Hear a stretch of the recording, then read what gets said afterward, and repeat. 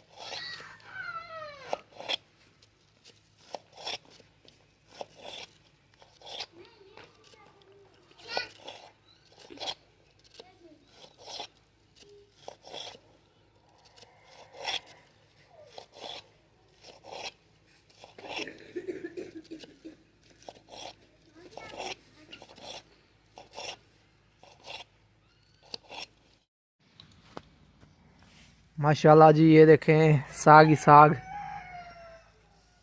इतना सारा साग। मज़े से खाएंगे।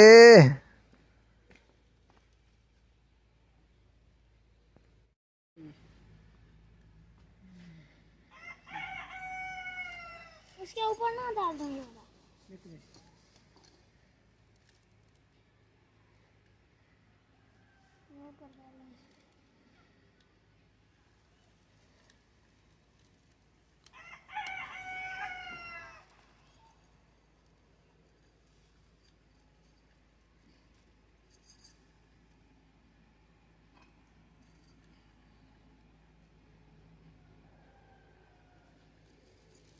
इसमें ये नीम से रखो